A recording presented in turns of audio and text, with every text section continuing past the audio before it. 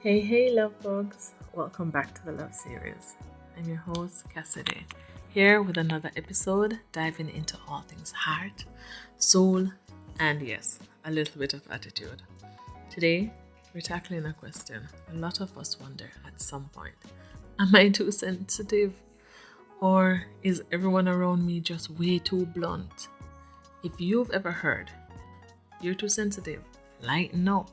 Well, this episode is just for you. We're exploring where sensitivity meets self love and when people need to check their behavior instead.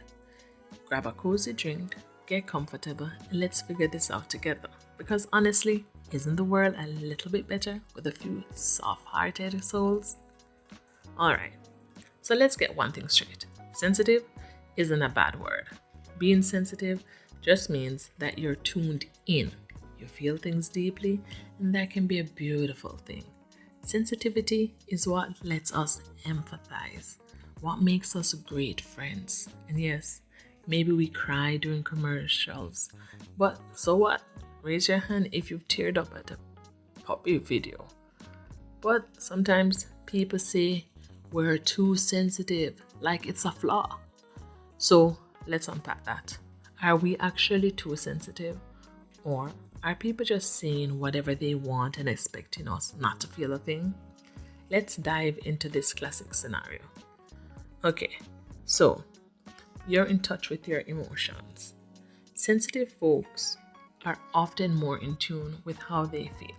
So when something doesn't sit right with you, you feel it immediately. And while some might call that being dramatic, I call it being self aware. It's not about overreacting, it's about being real with yourself. Two, you pick up on things others don't. Now, sensitivity often means you catch the little things: tone, body language, a look. These are your superpowers. So when someone says, I didn't mean it that way, maybe they don't realize that you just noticed something they didn't. Don't doubt your intuition. 3. Boundaries. Essential? Yes.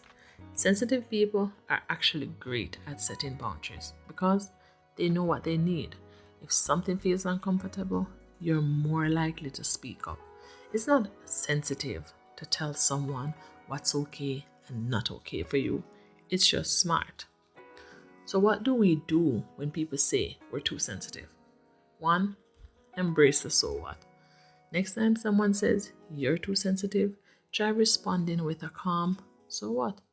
When they realize you're owning your sensitivity, it becomes a lot harder for them to criticize it. After all, being sensitive means you're human. What's their excuse? 2. The thanks for sharing approach. Now, sometimes you just need to acknowledge a person's comment and move on. If someone says, why are you making such a big deal? Try responding, thanks for sharing, and leave it at that. Let them sit with that one for a while. 3. Why not flip the script?